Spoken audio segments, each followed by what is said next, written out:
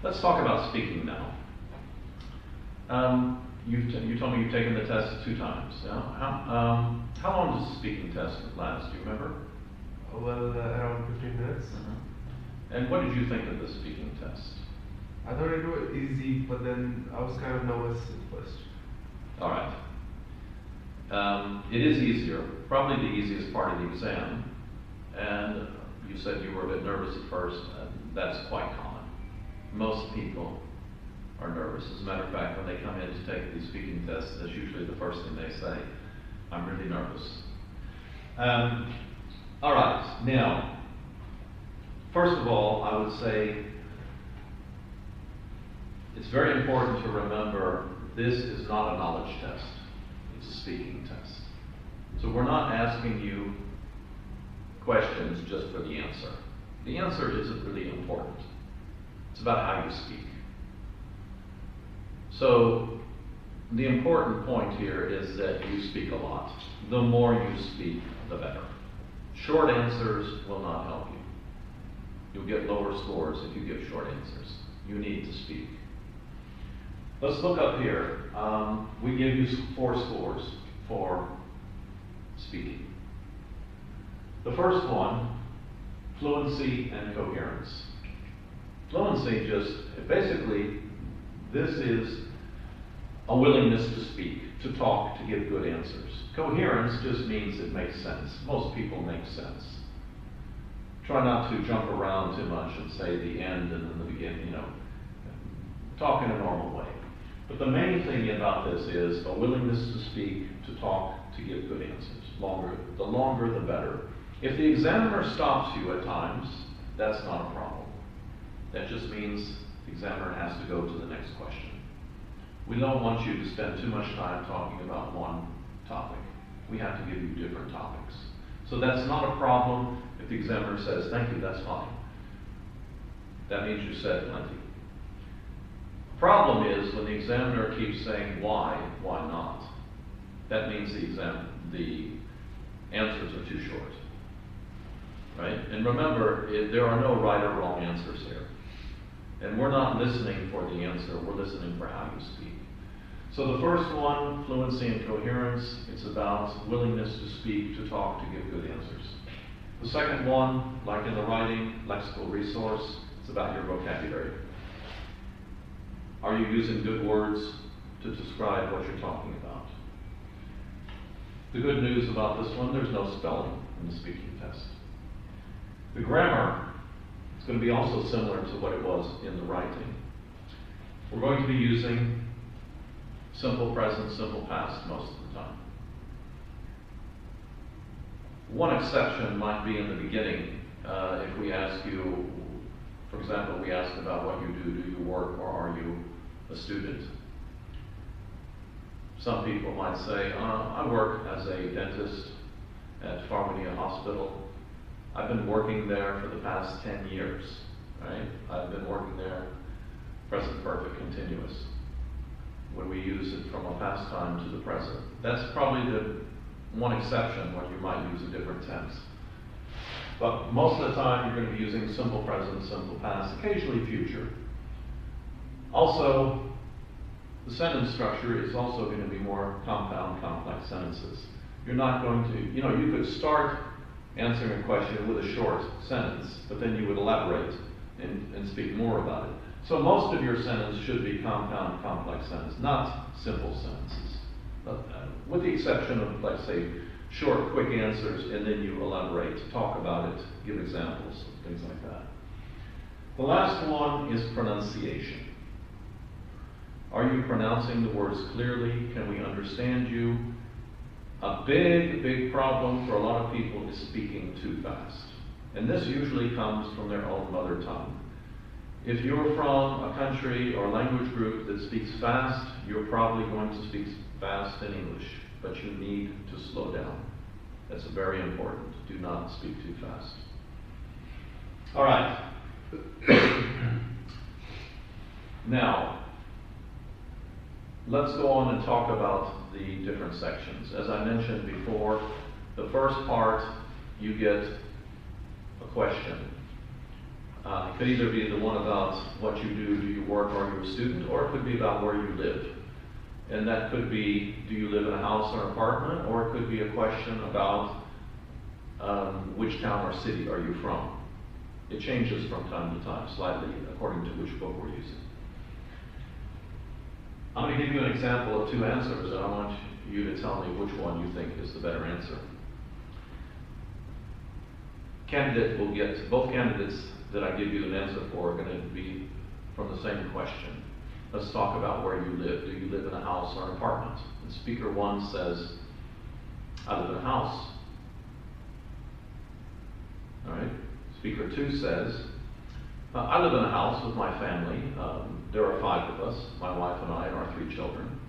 It's really a wonderful house. We have 2 floors, 4 bedrooms, 3 baths, a large kitchen, a living room, and a den with a large TV console, stereo equipment, and we have a nice garden in the back. The kids love to play back there. We have a garage, we can park 2 cars in it, and we have a lot of trees. It's a really nice house. All right, so which answer do you think is more appropriate for the speaking test? The second one. Okay, the first one, obviously, the person is only answering the question.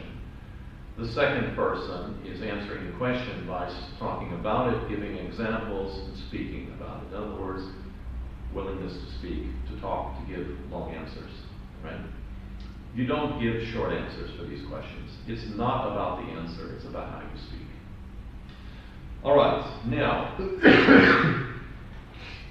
as I mentioned, the first section, you get one of those 2 questions, and then you'll have other topics on different subjects. It could be about eating fruit, it could be about your school, your high school, it could be questions about your favorite restaurant, you know, many different things like this, different topics, about swimming, about riding bicycles. There's a lot of different topics, and the topics generally are those that most people can talk about. If you get a topic you're not interested, instead of just going, I don't know, you just say, well, I'm not really interested in that. I prefer to do this, but my brother or sister, they love to do that, and blah, blah, blah. You talk about it, and you can even say why you don't do it, because you need to answer, you need to talk about that subject. The second part of the exam is where you are given a task. We give you a task card with a topic on it, and you have 1 minute to prepare, and then you talk about it for 2 minutes. You need to talk pretty much most of those 2 minutes. You can stop a few minutes, 10 seconds, 15 seconds before, but it needs to be a good long answer. You can't just answer it with 1 minute. You have to use the 2 minutes. The third section of the exam is just a discussion with the examiner about a question somehow related to that task 2 part. All right, now we're going to watch some actual speaking tests. These are done at Cambridge University, and these are real examiners and real students taking the exam. So let's watch the first 2. The first one is a young woman from Turkey, and it's just the very beginning opening of the test. And then we'll jump to the second person, a young man, Emmanuel, who's from Italy. And he is going to be talking about where he's from, which part of his country he is from. All right, so let's watch now the first 2. Good morning. Morning. My name is Michael Austin. Can you tell me your full name, please? Zeynep Sanem Or. Thank you. And what shall I call you? Sanem. I prefer Sanem. Sanem. And can you tell me where you're from? I'm from Turkey. Thank you. Can I see your identification, Sure. please? Here. Thank you. Okay, that's fine. Thank you. Now, in this first part, I'd like to ask you some questions about yourself. Okay. Let's talk about where you live. Now, in this first part, I'd like to ask you some questions about yourself. Yes. Let's talk about where you live. What do you like most about your hometown? But actually, I come from a very small town with around 5,000 inhabitants. It's more or less 50 kilometers from Como, which is the main town. And the thing I like the most of my town is probably the fact that you can stay. It's a very secluded area, and you can you can relax. So you don't have the stressful life of the city. Mm. And is your hometown a popular place for tourists to visit? Yeah, there are many tourists, especially in the summer, that flocking to my town and near town in Switzerland too, for holiday, for a week, for a month, especially from Germany, France. And has your hometown changed much in recent years? But honestly, I think it hasn't changed very much in the recent years. It's a small town, there haven't been a lot of change.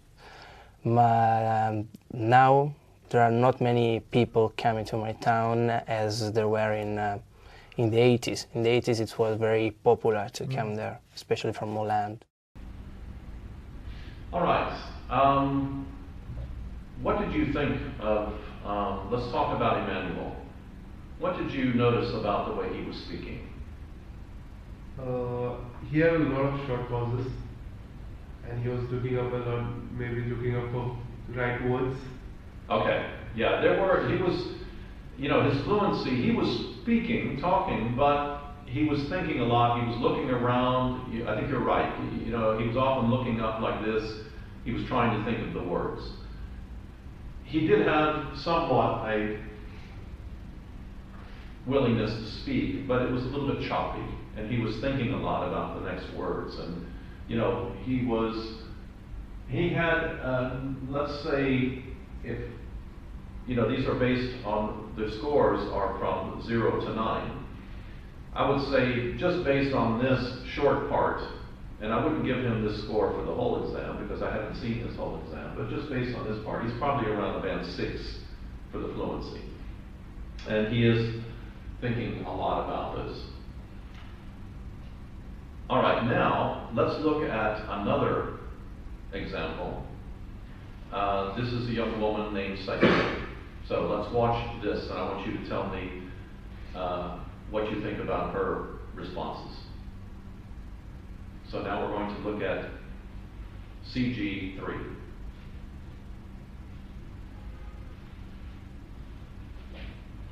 All right, so what did you think of Saida, the way she was speaking?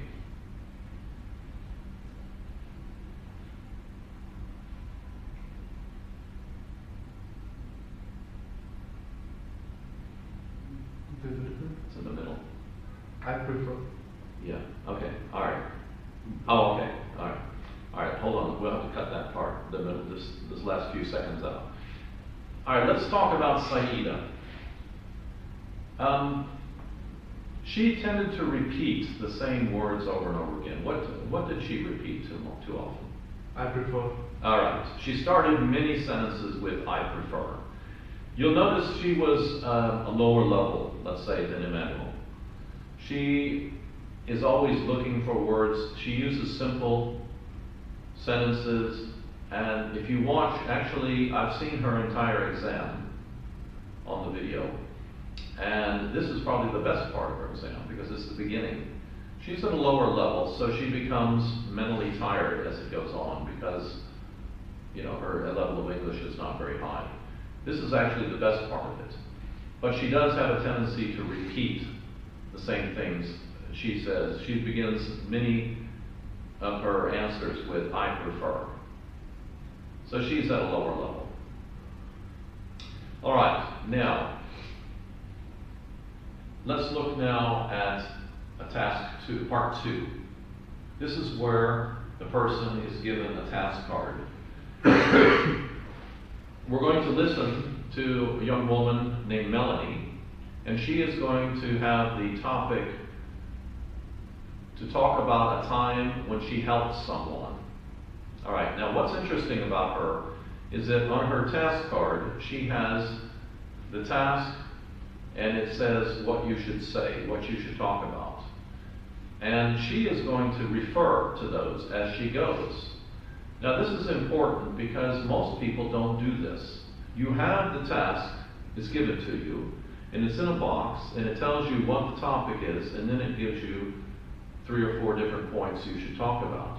What she does is she starts off by reading the task, and then she talks about that. And then she reads the next one, and she talks about that. So she's using this to her advantage. All right? So let's watch Melanie. All right, so this one is going to be CG10.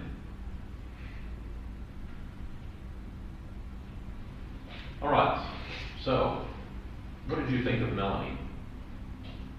Well, I thought she did a good job. She spoke the whole time with only a couple of mistakes. All right. She did a good job. I agree. Yeah, she's the best of the 3 that we've seen, the 3 others. Of course, we saw the first one just very briefly, but she does a good job. She does have a willingness to speak. She gave a long answer. As a matter of fact, it went to, he stopped her at 1 minute and 58 seconds, because it can only go for 2 minutes. Even if you're not finished, we have to stop you. So he stopped her. When she finished that sentence, and there were only 2 seconds to go, he stopped because, well, that's it. There's no more time. There were a few mistakes in the beginning. She did some self-correction. It's better just to keep going rather than to stop and correct herself, because that breaks the fluency a little bit, but it doesn't affect it too much. Her vocabulary was good. She made a couple of grammar mistakes, but at the beginning that she corrected. At the end, she made a mistake. It's more of a vocabulary, I suppose. She said, well, it's both vocabulary and grammar, because when she reads the last part, she says, what was the end result? And she says, well, now he said me, instead of he told me, or recently he told me, would be the correct answer. But overall, she did a very good job. Also, her pronunciation is good. And as you noticed from the very end, she says, when she said that the end result was now he said me or told me that he now speaks English with a French accent. She's French, but she has good pronunciation. It's very easy to understand her. She did a very good job on it. So, basically, the speaking test is about speaking. The more you speak, the better. Give good answers, make it up if you want to. If you don't know much about a topic, say you get one about bicycles. Maybe you don't, maybe you never rode a bicycle. Say so. I never rode a bicycle. I wish I had. All my friends had bikes, but my parents thought it was dangerous. I might get hurt, so they didn't allow me to. But one day when my children are young, I hope to get them bicycles and let them ride, because I didn't have that opportunity. You see, you're talking about it, even though you haven't done this or you're maybe not interested in it, but you still give an answer about it. So that's the main thing. The speaking test is about speaking. It's not about the answer. It's not a knowledge test. It's about how you speak. And that's pretty much it. All right? And as we said earlier, it is probably the easiest part of the exam for most people. And hopefully that will be your highest score. All right. Thank you.